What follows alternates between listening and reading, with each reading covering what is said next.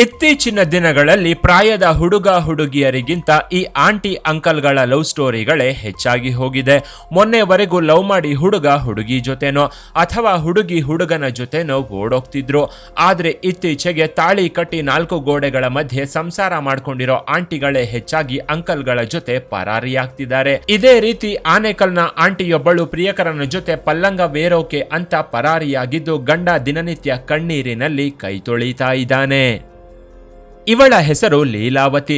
ಹೆಸರಿಗೆ ತಕ್ಕಂತೆ ಇವಳ ಲೀಲೆ ಒಂದೆರಡಲ್ಲ.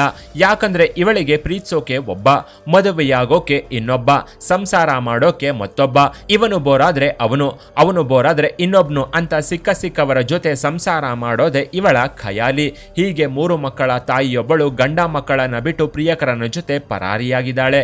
ಇಷ್ಟು ದಿನ ಗಂಡ ಬಿಟ್ಟ ಅಂತ ಕಣ್ಣೀರು ಹಾಕೋ ಹೆಂಡತಿಯರನ್ನ ನೋಡ್ತಿದ್ವಿ. ಆದ್ರೆ ಇದೀಗ ಇವಳು ಬಿಟ್ಟು ಹೋದ್ಲು ಅಂತ ಇವಳ ಗಂಡ ಕಣ್ಣೀರಿನಲ್ಲಿ ದಿನನಿತ್ಯ ಕೈ ತೊಳಿತಾ ಇದ್ದಾನೆ. ಇವನ ಹೆಸರು ಮಂಜುನಾಥ ಅಂತ. ಕ್ಯಾಬ್ ಡ್ರೈವರ್ ಆಗಿ ಕೆಲಸ ಮಾಡ್ಕೊಂಡಿದ್ದ ಈತ ಹೆಂಡತಿ ಮಕ್ಕಳನ್ನ ಚೆನ್ನಾಗಿ ಸಾಕ್ಬೇಕು ಅಂತಾನೆ ಬೆವರು ಹರಿಸಿ ಕಷ್ಟಪಡ್ತಿದ್ದ.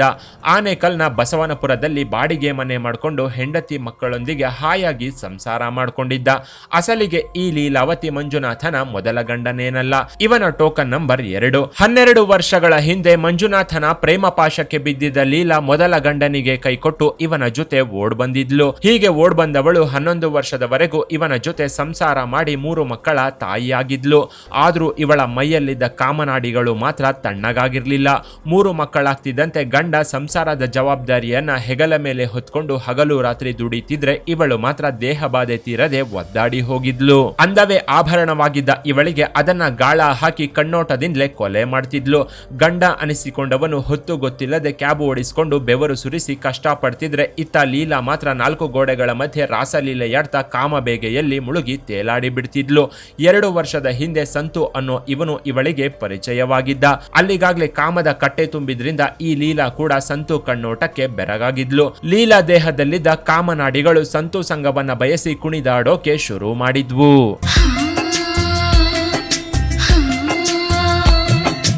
ಯಾವಾಗ ಇವರಿಬ್ಬರ ನಡುವಿನ ಕಣ್ಣೋಟಗಳು ಕಾಮ ಸಂದೇಶವನ್ನ ಪರಸ್ಪರ ವಿನಿಮಯ ಮಾಡ್ಕೊಂಡ್ವೋ ಆಗ್ಲೇ ಇವಳ ಕಾಮದ ಕಟ್ಟೆಯನ್ನ ಸಂತು ಹರಿದು ಹಾಕಿದ್ದ.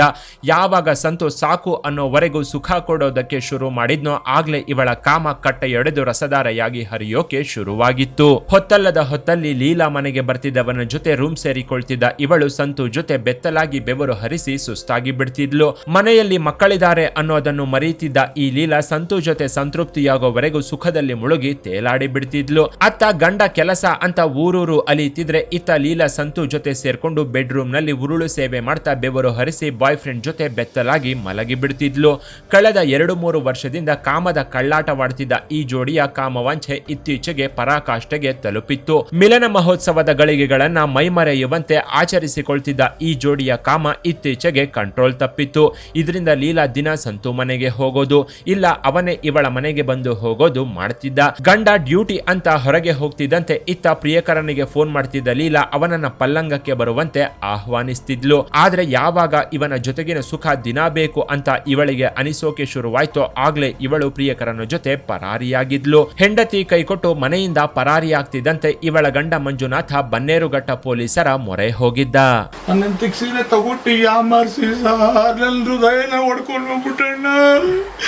ದೇವತೆ ಅವಳು ನನ್ನ ಪೂಜಿಸಿ ನನ್ನ 4-5 ದಿವಸ ಆಯ್ತು ಅವ್ನು ನಿದ್ದೆ ಮಾಡಿ ನನ್ನ ಮಕ್ಕಳಿಗೆ ಯಾರು ಅಮ್ಮ ಇಲ್ಲ.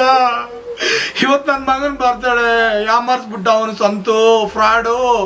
ನನ್ನ ಹೆಂಡತಿಗೆ ಸೈಟ್ ಐತೆ ಅದೈತೆ ಅವನಿಗೇನು ಇಲ್ಲ ಸ್ಪೀಡ್ ಗ್ಯಾಂಗರ್ ಅವನು.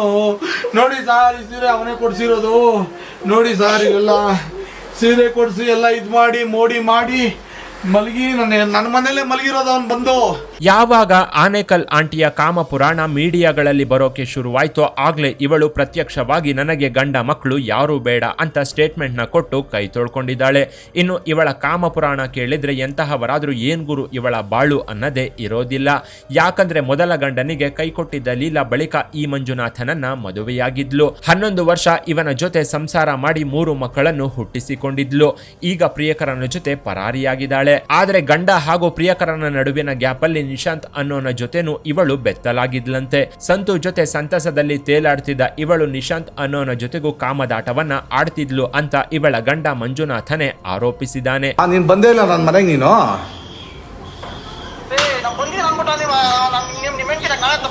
ಹೌದಾ? ಇಲ್ಲಿ ನನ್ನ ಮಗ ಹೇಳ್ತಾನೆ ನೋಡು, ಏನ್ ಮಾಡ್ದ? ಅಲ್ಲ ಇದು ರೂಮ್ ಬಾಕ್ಲ ಹಾಕೊಂಡೇ ಅಲ್ವಾ ನೀವು? ಡಬಲ್ ಬೆಡ್ರೂಮ್ ಅಲ್ಲಮ್ಮ, ಇದು ರೂಮ್ ಬಾಕ್ಲ ಹಾಕೊಂಡಿಲ್ವಾ? ಅವತ್ತು ಡಬಲ್ ಬೆಡ್ರೂಮ್ ಇರ್ಬೇಕಂದೆ.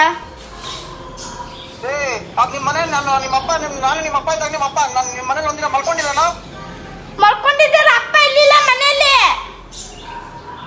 ಅಪ್ಪ ಇರ್ಲಿಲ್ಲ, ಊಟ ಮಾಡ್ಬಿಟ್ಟು ರೂಮಲ್ಲಿ ಹೋಗಿಡ್ರಿ. ಅಲ್ಲದೆ ನನ್ನ ಹೆಂಡತಿ ನನಗೆ ಬೇಕು. ಸಂತು ನನ್ನ ಹೆಂಡತಿಯನ್ನ ನಂಬಿಸಿ ಮೋಸ ಮಾಡಿದ್ದಾನೆ.